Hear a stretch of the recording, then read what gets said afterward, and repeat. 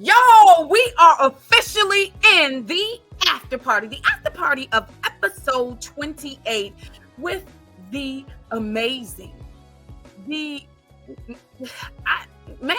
lost for words. I'm at a loss for words to explain how Black business coach. Yes, the great business coach, the amazing, very, very detail oriented. She's really concerned about the customer and your bottom line. But to get a bottom line, you need the customers. So thank you, Krissi Judd. You're getting that slow clap now. It's like, girl, you did that. You did that. You showed up. Hercules.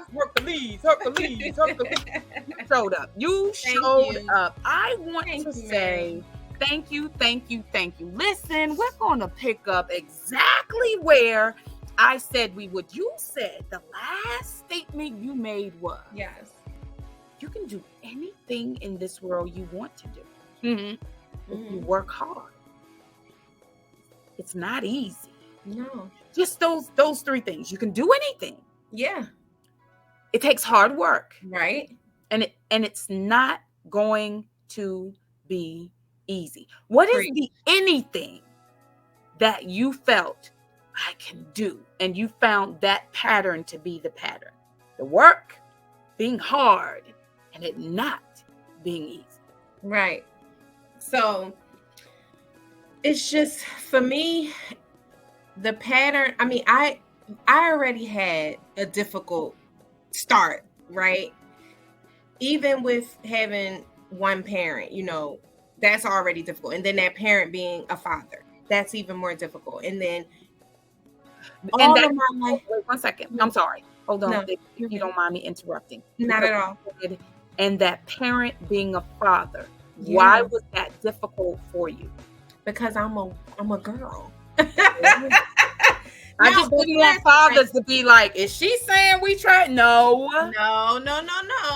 But my dad, and he always told me this, I can't teach you how to be a woman. And he had girlfriends and stuff, but it's not my mom. You know what I mean? Yeah. And so that was difficult for me because I remember crying for my mom to my dad, like, where is she? I want her. I want to meet her. I want to know her. Y'all, I met my mom when I was 25. So I was crying for 25 years. Yeah. Not literally. Right. But I didn't have that woman, like that motherly, it's that motherly figure, that motherly role model teaching me even simple things about my menstrual cycle. My dad couldn't, he could tell me what he knew, but he didn't have one. Right. So that's what I mean. So no offense to the fathers. I love single fathers. They're my favorite people, right? And the veterans. But I'm just like, that part was difficult and it created a challenge in my life. But it was so necessary. And when I tell you God does not make any mistakes, that was so necessary for me to get to the place where I am now. And for me to even have a love, because the first person I fell in love with was a Black man, not, intimately in love with, but I had a love for was a Black man. But it was intimate. Because that was your father, and nobody else. You know what I mean? Yeah, people try to pervert stuff, and I ain't got time for this world. She's like, let's straighten this out. There was no problems with me and my dad. Nobody didn't report nothing. Right, but just that intimate, loving father relationship. That was my first love. For him to be 19 and doing that, it's sad that I'm saying, wow, kudos, because he's not the only one. No. And I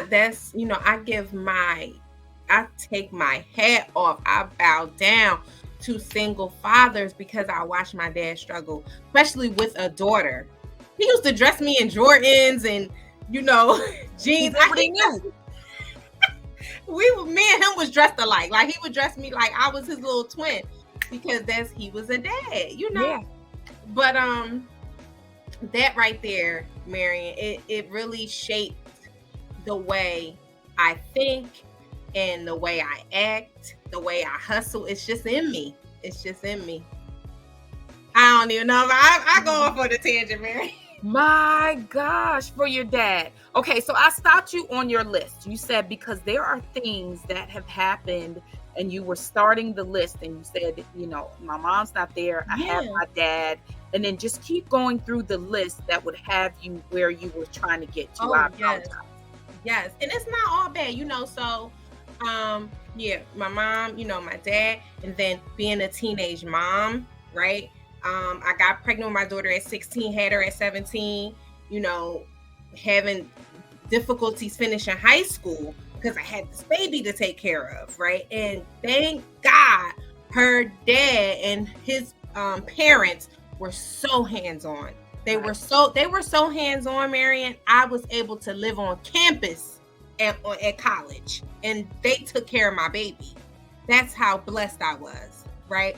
So I had a chance to get that full college experience, even though I was a teenage mom. Hallelujah, thank you, God. Because that right there also shaped my life. That was my first time being exposed to any other culture, because remember, I grew up in the projects, a bunch of Blacks and Hispanics. So that's all I saw. But going to college, I just, it opened my mind and my world to so many other things that we just don't see in the hood. So let's get into that. Let's get into that for people who don't see that in the hood. Yeah. What did college afford? Because I hear a lot of downplay on college and down talk on college, and I understand how I'm not taking away from how the country has things set up. Right. But you better make the best of whatever that is you have. So tell me the best you made of what you had. So listen, being a teenage mom, I said I got 2 ways out of this thing. Number 1, I'm going into the military. Number 2, I'm going to college. I applied to both, and I told God, I said, whatever you want me to do is what's going to come through. Well, see, I got accepted into college. He was like, no, you ain't cut out for no military life. So I wasn't built for that. I didn't think I was, but I knew I had to do something to take care of me and my baby, right? Yeah. So I went to college, and when I got there, my roommate was Irish. I had never even met nobody Irish before, right? So her family, we would go to her house on the weekends and stuff like that. And they lived in a single family home. I had seen single family homes, but I had never spent the night in one. I had never, really had no friends that had single family homes. Right. We was in the project. So it was like, wow, this was a change. And then her friend had a what's it called? A vacation home. So now I'm at her friend's vacation home in the Poconos of Pennsylvania. Never even knew nothing about vacation homes, right? So just the experience. And then, like I said, in college, I did everything I wanted to do. Oh, Black Student Union, I'm signing up. Theater, I was in a play. Dance group, we started a dance group on campus. Everything. Gospel choir, I love to sing. Gospel choir, I was in it, right? So, you're not gonna get by that, right? You're not gonna get by that, right? I know. That I'm starting the Confident You choir, and you are now an official. Oh, I'm a soprano. I'm a soprano. That's good. That's hilarious. But so I never had those experiences before, in life, and so that's what I mean by college. Really, just gave me a new perspective on opening my mind to new possibilities and things I could afford, things I could have if you work hard for it. You work hard. So what's the first thing that you put your energy into to work hard? The first thing was my daughter. I had some pretty hard times, right, growing up, because when my dad, he had to go out and do things, he couldn't always take me, right? So he had to find people to watch me and do things. So some of the things that I experienced as a child, I said, I'm never going to leave my daughter with anyone other than her dad and their, her grandparents, because I don't ever want to have her come and tell me something happened to her, right? And it's some sickos out here. Yeah. So the first thing I said, I got to protect my child. God gave me, the Bible says a child is a gift from God. Yeah. So God gave me this gift, and I'm going to protect this gift with my life. So that was my first and foremost priority at just 17 years old, Yeah. And so from there, that really shaped my mind. Like, okay, everything from now on is no longer just about me. It's not about me anymore. I have a daughter, I got to take care. I got to show her how to be the mom I never had. And so, and then my husband say I spoil because I wanted them to have everything. I didn't have new sneakers. I couldn't go on class trips because my dad, he didn't have the money or whatever. I wanted them to have everything. So we traveled. Them. How many kids do you have? I have 3. Yes. Now I have 3. Yes. Well, let me tell you something. So when I got pregnant at 17, girl, I was shell shocked. You hear me? I ain't have another baby for 10 years, so I was 27. Like, oh, this ain't no joke. That joint will correct. It will either you'll just keep flowing down the river, right, or it will be a correction pill for you. Yes. So I was very careful, not to, fall into that. Yes. Again. But yes, I was 27. I had my son, and he's now 13, and then my youngest son is 10. Aww. Yes. So got the little bit bambinos coming up. But they, just being, that was like the start of me saying that it has to work or it has to work. There's no other option. I'm sorry, what was the no option? It has to work or it has to work, right? Whatever God has me to do is going to work. Or I'm going to, figure something out that's going to work. And that's what I did. That's why I did modeling. That's why I had a restaurant that didn't work. It failed miserably, but it was such an amazing experience. I don't think that was a fail. You're saying that it failed, but you also miserably said... No, I can be honest about it because I had no business opening up no restaurant. Let me just tell you survived for 3 years. I did. Do you know all of the things that you learned in those 3 years that you're now applying to the business you needed to go through? That was a in living color, up close and personal lesson. Yes. I'm telling you, it taught me about trust. It taught me about managing my books. It taught me about how to properly select the vendors of food. And I could help you open up a restaurant. You hear me? Like, I just learned so much. So you can't call that a failure. No, you can just say that wasn't the business for me. That one right there, that right there. Yeah, that's not for me. But you learned, even when you talked about the modeling and going and not being accepted. Yeah. Right, you talked about the things you learned. Right. I really do think that we have to give ourselves grace. Yeah. And know that it's the success in it is not always what we think and what the plan is. Because we know not the plans God has for us. At all.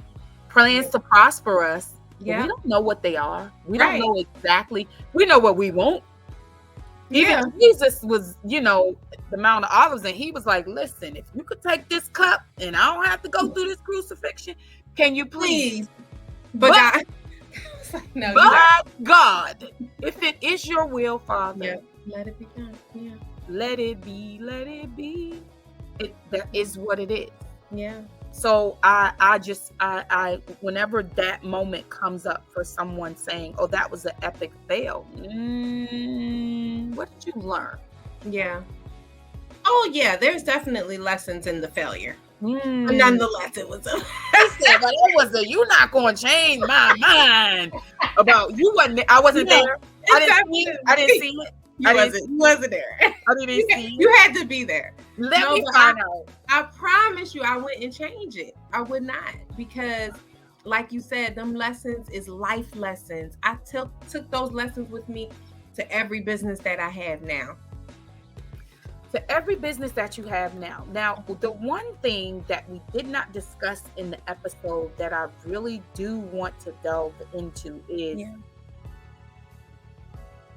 how did you say that your business is a business that addresses customer service issues, branding issues, marketing issues, just all the issues that may be there that you may not even realize are hindering you or breaking your business down.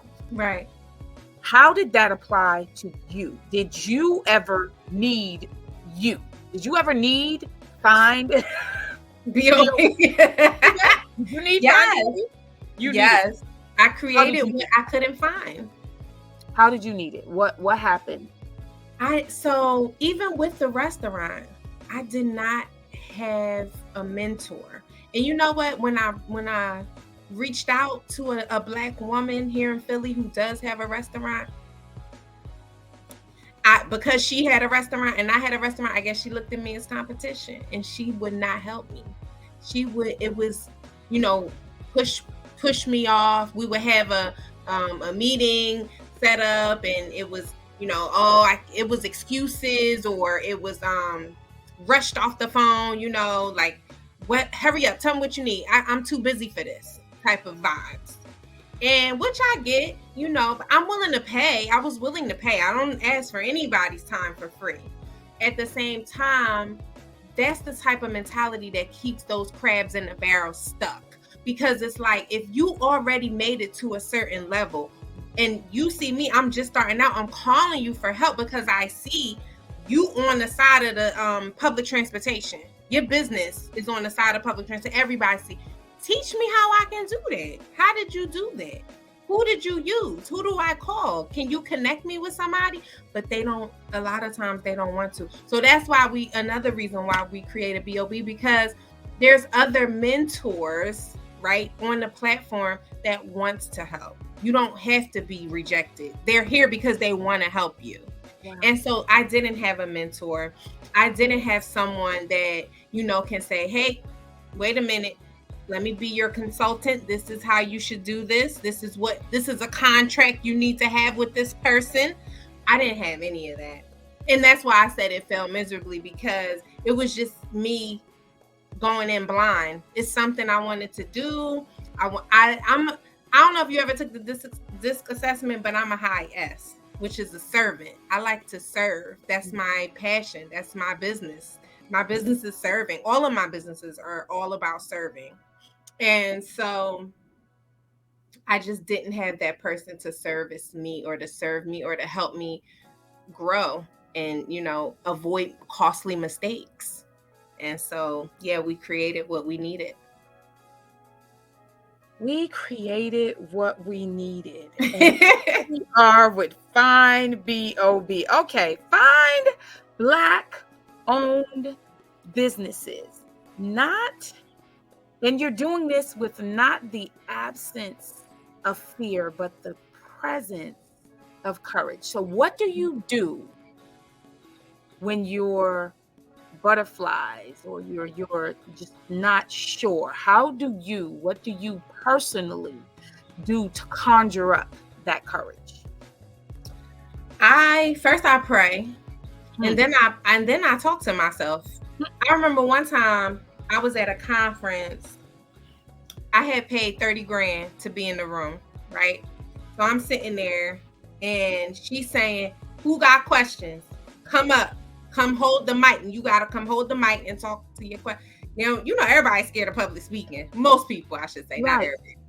So I'm like, oh man, I don't feel like. I had to literally say, okay, God, you gave me the resources to pay for this. You got me in this room. I have a question. I need to speak up. And then I said to myself, just get up and do it. Just get up right now and do it. So I got up, and before you know it, I put one foot in front of the other, and I was at that mic. I'll never forget. And then I asked my question.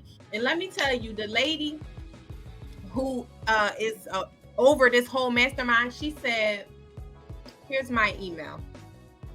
She said, email me. I want to hear more. And that's all. I was like, look at God. it's not the absence of fear, because when I tell you I was scared, I was nervous. I'm like, I don't speak in front of all these people, ask this question. What if I sound dumb? What if the question is like so remedial and like she don't know that? Right. But I said, bump it. I paid to be here. I'm gonna go up there and ask my question. So I had to literally like pump myself up, like get up and go do it. And I know you said, sometimes you gotta talk to yourself. Auntie. I used to hear people say you crazy if you talk. That's a fallacy. Because everyone talks to themselves. Actually, you talk to yourself more than anybody else talks to you. And I can prove it, because who's around you 100% of the time other than you? 100. If you're not a kid or you don't have special needs, to have someone there with you constantly. So I'm talking about the average person, right? Not the extra special, just extraordinary circumstances. Talk about the average person. You talk to you. You're thinking. If you're thinking in your mind, you're talking to yourself. You're thinking about it. If you close your mouth and read a sign, you are talking to yourself. Yeah, you're reading that sign, but it's your audible kind of inside voice and thinking that's doing the thinking. Right. That's doing the talking. Yeah. So I didn't understand. You just make sure you don't answer yourself. Listen, I prefer my answers, because guess what? I know me best. Yeah. And that's just you reasoning things out. There's nothing wrong with it. It's nothing wrong with it. Wow, come on here. I love it. I love the presence of courage. I love that you really do. It seems like you're a very methodical thinker. You have a lot of care. I honor in you that you literally go against all the odds. The deck that was stacked against you, you literally take those cards and play them the way you want to. Your mom wasn't there, and you purposed in your heart to be an amazing mom. I believe that's why God gave me a daughter first. So you can. God is very intentional. Yeah. How did that feel? I wanted a daughter. Once I found out I was pregnant, I begged God to give me a daughter. I said, God, I want a daughter because I want to be the mom I never had. And he gave me a daughter. That felt amazing. You know why? Because I got to do her little ballies and barrettes, and my dad just kept my hair braided. If you look at all my little kid pictures, I had braids. He would find somebody to braid my hair, because him brushing and doing ponytail, he wasn't doing all that. Yeah. So I got to do that and dress her up. My dad dressed me like him. I ain't had no skirts and dresses really. So I got to put her on skirts and dresses, and she was so dainty and girly. And that's what I wanted. I wanted for her to be the little daughter that, I wanted to be to my mom. So that was an amazing feeling. And again, another lesson, even though I was a teenage mother, I was able to kind of, just wrap my natural maternal instincts around my daughter, even though I never saw it growing up. And that's just, it's innate, right? Yes. It's in us. It's just there. Even if you're not a mom, like you see a little kid fall, you're going to be, oh, you okay? Come, like, it's just in us. I can say it's in most, but I know some people that should not be parents. I'm sorry. But is it because they don't want to be parents? Because, not everybody wants to be a parent. Yeah, selfish. But it happens. Selfish. Or actually, I can't say selfish. Some people really don't have that feeling. Mm-hmm. They do not they're like, yeah, nah, that does nothing for me. Yeah. Get that away from me. That's yuck. I can't relate. I can understand, but I can't relate, Can understand. I like the way you said that. Yeah. Because I just feel like I yearned for that so much growing up. And I don't know, maybe, they had a good mom. I don't know. Everybody's situation is different. But for me, I yearned for that mother. I told you I used to cry with my dad and be like, let's go find her. We got to go look for her. And so I really wanted that growing up. And so when I got the chance, God blessed me with a daughter. And that was my only one. He only gave me one. One daughter. I was able to be that mother that I never had for her. I commend you because you did not take the route of some that would say, well, it was fine for me, so it'll be fine for you, whatever you get. Yeah. My mom wasn't there for me, so you said that her dad was there. You said that not only was her dad there, he had his parents ready, willing, and able to assist and assisting. Yeah. So you very well could have been like, y'all got it. Yeah. Like for real. Right. Y'all good. And they would have took her too. Yeah. They would have took her. Y'all good. Y'all don't need me. And been like, and she'll be all right because I was all right. Yeah. I know people that have taken that view, so I just wanted to stop and commend you. It's a sad thing that it's something to be commended for, but it's a true thing because I have seen those that have literally said, well, I got crap. So you'll be all right if you get crap. Right. I'm fine. So you'll find your way. Mm-hmm. Which I think is just so wrong. I would always opt to do it the way that you're doing it. Let's make this a better situation. Right. Give you what I did not have, or I see something that I would like to do differently or better in my mind.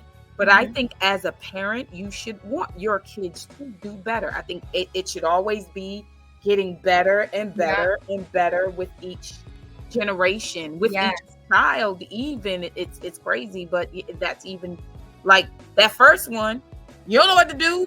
The next one's like, okay, at least I know this stuff.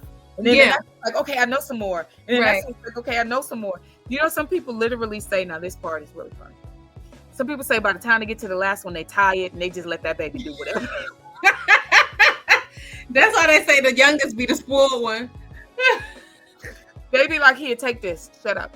Go on somewhere now. Go ahead. Yeah. Go ahead and do it. I'm not even down for the fight. I just go ahead and do it. You figure it out. So yeah. That was just funny. Thank you, Marian. I appreciate that. I work very hard to be a good mom. Yes. And so college was the next thing that you discussed. In being a college student, were you the first? Did your dad go to school? My dad, he was in school when he found out that my mom was pregnant, so he dropped out. And he dropped out because he had to take care of me. Yeah. But he impressed upon you to go and get it. Absolutely. And so even though you got pregnant as a teen, as he and your mom did, you held on to what he said. Listen, don't let go of that. And God made a way and set up an environment that you could still go, I want to commend you for that. Because you could have said, nah, this is the way my dad did it. I'm going to go ahead and do that. Right. Not that anything was wrong with the way that your dad did it, but the fact that he planted that seed and kept nurturing it and watering it, saying, get your education, get your education, get your education. Listen, just in case I didn't tell you today, I love you and get your education. I'm just saying, just in case, just because he kept imparting that and kept growing and nurturing that and watering that and feeding that within you, kudos to you for making sure, this happened. The teenage thing did happen, but the next thing is the next level that it got changed. That was changed. And then I want to commend you on not giving up. You said you went for modeling, and you said, I'm gonna try rest of mine. And then you went, Listen, I wasn't passionate about that at all. Wow. So how much, so I wanted to commend you for still not giving up and still finding where you need to be, because now I can hear the passion. Yeah. How did you, in finding your passion, did you feel lost in those other things? Yeah, with the restaurant, I felt like, so I love to serve. So I love serving good food, and we had Caribbean food. So we was oxtails, mac and cheese, curry chicken. Pause. Yes. We don't play about no food. Didn't we just talk about that? How the girl look? Listen, in my heart, they ain't no chick bigger than me. I'm trying to tell. I will eat everything up under the sun. They can try. You and me they can try. So, you know, we after this, we're gonna put on the calendar when I'm coming to get my plate. Okay, go ahead. I'm sorry. I apologize. It just threw me off. I started, you know, a little salivation. Wait, hold on. I think I'm with you. Let me open my eyes and stop. Yes. Don't wake me. I'm dreaming. Okay, I'm with you. I'm with you. No, so yeah, the restaurant, it was I love serving good food. So my dad's dad, my grandfather is Jamaican. So I'm like, I have Jamaican in me. So I was like, oh, let's do a Jamaican restaurant. So, you know, we did that. But honey, them oxtails being $7-8 a pound. Woo-wee. So I was just like, all right, this is a lot. This is expensive. And I'm not really that into it. Like my dad always cooked. So I really didn't have to cook. Now I gotta cook. I'll serve. I'll make the plates. But yeah, it just wasn't my passion. It was something that I wanted to try, and so I did. And that's good. Yeah, that's good. That's good. I don't consider try a cuss word though. I know. Ooh, I don't. It's something I wanted to do, so I did. Okay. But you did. You tried it. You either tried it and you. I don't allow my kids to say try. You say, oh, okay, then we don't. Come on here, stop using that word. You mom. Stop playing. I'm with the kids. I'm always with the kids, and I'm gonna tell you right now, I'm a switch up artist. I'll be against you and for you in the same sentence. You hear me? I'm the switch up artist. I like that. She is the switch up queen. Did you see me just now? Then don't say that, Mom. You know you wrong. Don't be saying that. You ain't like that on my show. I got you. I got the three amigos. They ain't even know they had somebody on their side. I know. They got somebody on their team. So I am okay. So I told you, you know, how, you know, just you making up for what you went through without a mom by being present and strong and confident and showing the example of being a student. Yeah. And showing the example, because you said then there was 10 years. Showing the example of then going, wait, I wasn't responsible. Let me be responsible in the things that I'm doing. I heard all of that in everything that you said and how you just kept overcoming. And really, that's why I say you're a methodical thinker, because you sat and you went, wait, we ain't gonna keep doing this. I know. This is hard. You're not gonna keep doing, even with the modeling, you was like, yeah, nah, that's a no. Yeah. I did it. It don't work for me. Right. The restaurant, you gave it a really good go. Yeah. I did it and it didn't work for me. How did you end up in your path? When did it show itself to you? B.O.B. So I have two consecutive, congruent, simultaneous passions, right? Wow. One, first and foremost, is for Black people. I love our people so much because I don't think that it's fair that we were judged just because we're darker shade than others, right? So I pay homage and I really dedicate my life to the advancement of our people. That's number one. Number two, veterans. You see this flag right here? Yes, ma'am. Listen, I worked at the VA for 15 years. And while I was there, I noticed yeah, these veterans not being treated fairly. And see, I'm not a talker. I'm a doer. I'm an executioner. My husband will tell you. He be saying I'm nagging sometimes because I'm like, did you do this? Did you do that? But I asked you to do this. You ain't do it yet. When you gonna do it? You know, I'm that. Finish that. I can go to the next thing. Exactly. You know, always a list. So, but I don't like to be stagnant. Because I know that when you keep moving, you know, you closer and closer to bridging that gap, you know? Yes. And so I just knew I had to do something. And so I started my nonprofit organization in 2014 with just an idea that God gave me. Listen, this isn't the way the VA was doing it. It wasn't working. So for example, they won't, if you was dishonorably discharged from the military for whatever reason, you can't get nothing from the VA. You kick rocks, beat it, scram Jones, you're not worthy. I don't care if you serve 6 years.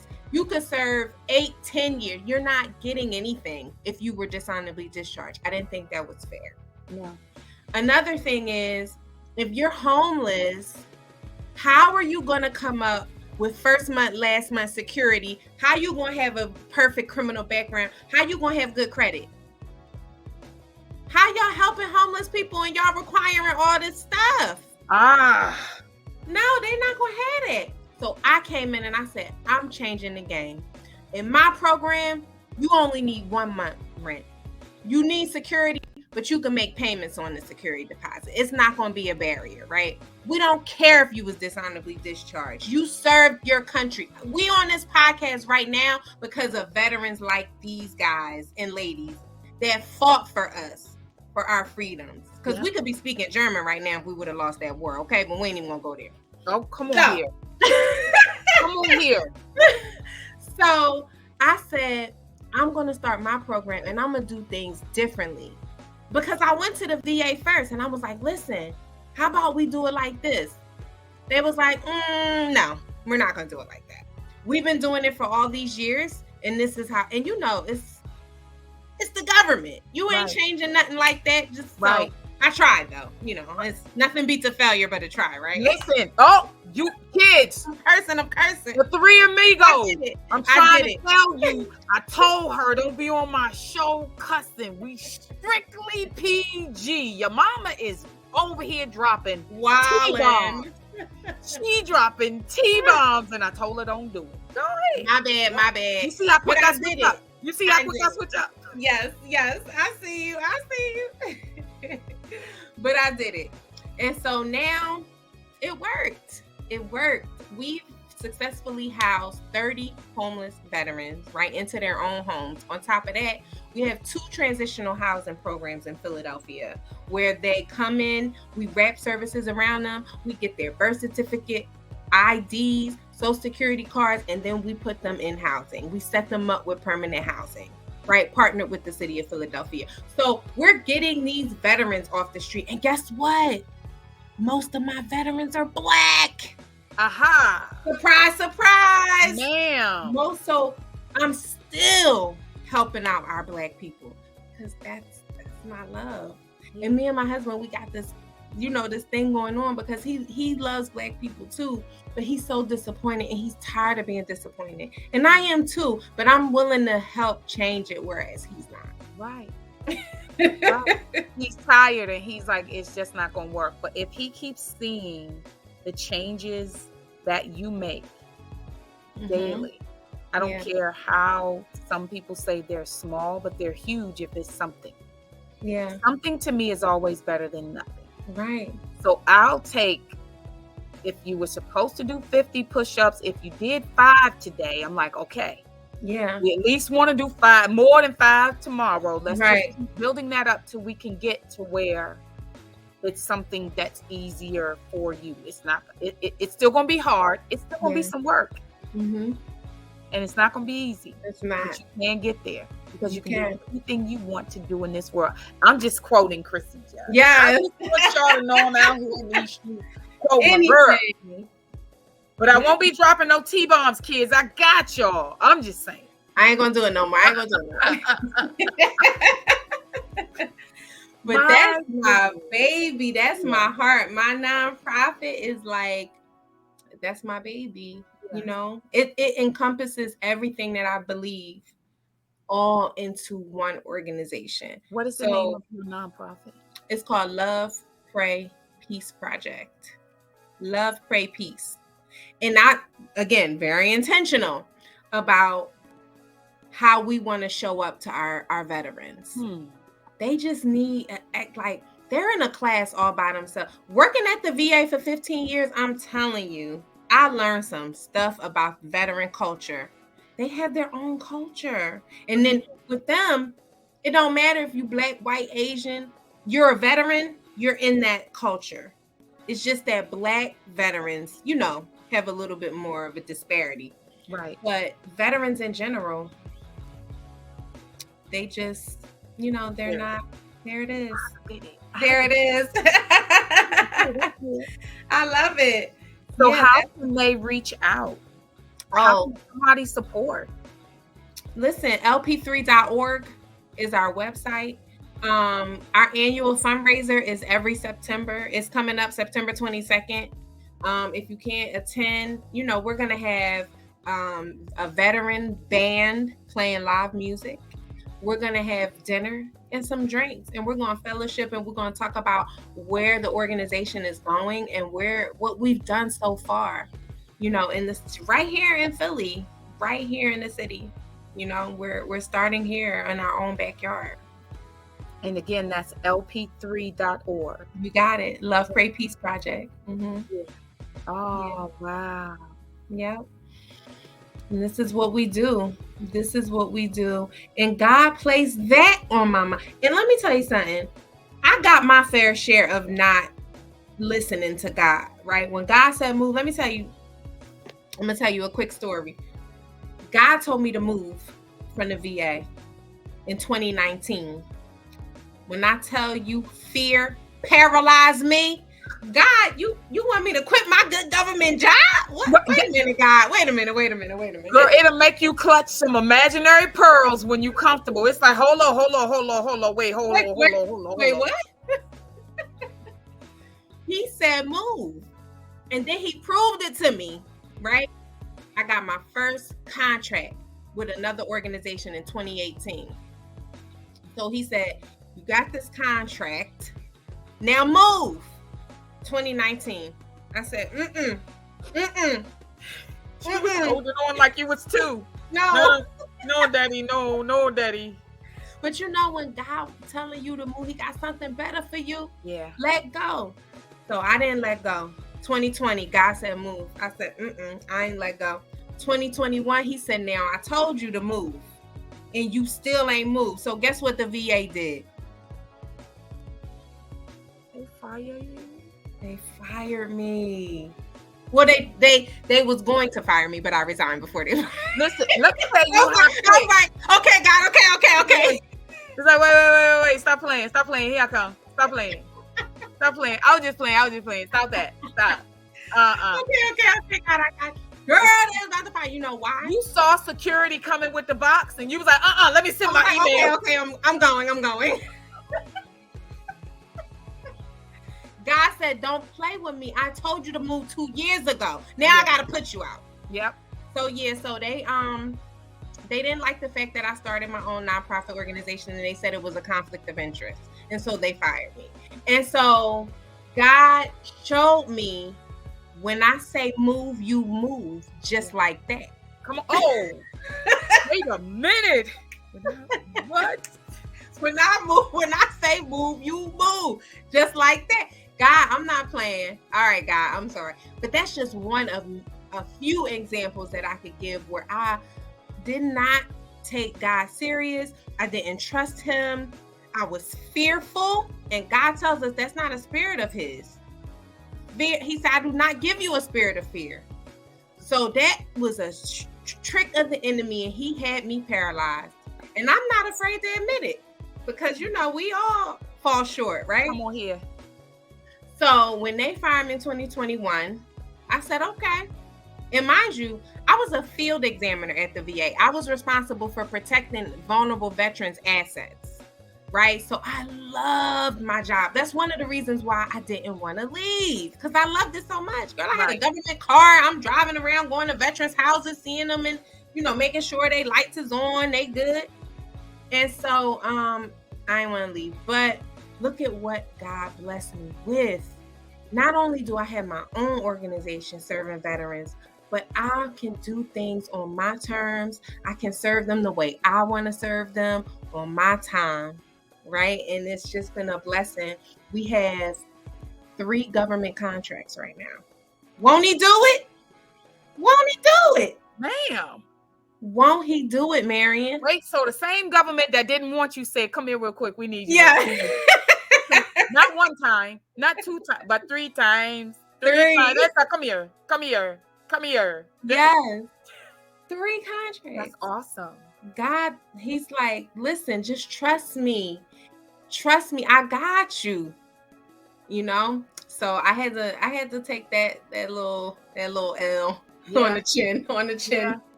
Yeah. It was so worth it. Yes. It was so worth it. It was so worth it. Well, that is the statement that I have for you joining me in episode 28. And in this after party, it's the after party. See, listen, I'm so excited because guess what? You could have been anywhere else in the world, but you're here, confident you. I appreciate you. Thank you. I appreciate you being the gift as a child, being an honorable daughter that, still stayed under your father's authority and stayed on the back of that bike as he delivered packages and saw the work ethic, the hustle. Mm-hmm. So I honor that little girl that picked up that hustle and took it running as a teenage mom and still went to college and still loved on her daughter in the way that she did not receive from a mom. So I honor that in you. And I honor that hustle that kept going in the beautiful woman that I am looking across this screen at right now. Mom of 3, wife. Wait a minute, you take care of veterans? Hold on, and most of them is Black? What? So amazing. And the fact that you are building, yes, I am coining this phrase, ma'am, you are building a virtual Black Wall Street. I love it. I had to say it with you. I love it. Yeah, because I need you to understand what that is. Yeah. I'm going to keep saying it so you understand the magnitude of what you're doing. Yeah. The magnitude of what you're doing to bring us together in a community that requires us to be together. Yeah. As we should be. Right. As we should be. But we were separated from the beginning. We were stripped from the beginning, so it's just bringing each other back together little by little, bringing us back together. And you can say that it's little, but I would say that it's big because it's more than yesterday. Yeah. So each day, adding on, with me being one that will be joining, I appreciate you. Thank you so much for being on Confident You podcast. Confident You. Listen. Thank you, Mary. Thank you for being that gift, for remaining to being the gift from God. Yes. Thank you for remaining. That's something that you say, that's what a child is to their parent. But I would say that's what you are to the world. Thank you for being that gift from God. All right, everybody, we out of here. I left that .org up there. Listen, lp3.org. You can skip lunch one day, call and get on there and donate a little something. Good. Every dollar counts. Every dollar counts. If you have a veteran in your family, if you had a veteran in your family, ma'am, I will be calling and donating. Thank you, Marion. What you did not know is that a veteran in my family passed away yesterday. My brother. Oh and it was an honor for you to end this episode this way. Thank you. I love him. Thank him for his sacrifice. Thank you. Thank you, Marion. The spirit lives on in you. So I knew he would want me to continue. It's just I had no idea that's where you would end. I know. And I'm honored. I'm honored. And these are tears of joy because I know he's good. He knows God. He got up every day. The Lord's Prayer was his prayer. I know there are some people like, that's not a prayer, that's a map, and that's not this, that's that. It's in the Bible, and if I want to say it, I can say it. I don't care what you think about it. Right. What I think about it and what I receive from it. And that the Lord's Prayer was his, that in the Bible, that's him.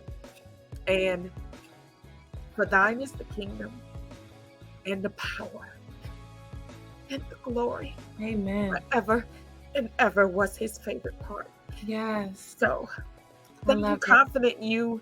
Thank you, Krissi Judd. I appreciate you. Thank you, Marion. God bless your brother. Thank you so much for all the veterans out there who made it possible for us to even be here today. I'm so grateful, and I will continue to serve you till my last breath. Amen. Thank you, Marion. I love you, Queen. You are. This has been the best time spent in a long time. Okay. I just had such an amazing time. Thank you so much, sis. You're welcome. You're welcome. Thank you. All right, confident you. I'll see you in episode 29. If you have not seen episode 1 with my son and my daughter and their dad, and you have not seen all the way up to 27, I would say take a look. You'd be surprised at how amazing we are as a people and as other people who have joined us. You're going to see some other faces, and I'm excited about the things that are to come. So thank you for taking this time with us, Krissi. You will be back because we're going to talk about those single dads because, they need to be loved on. All right. Oh, yeah. Good night, everybody. See you next episode. Good night.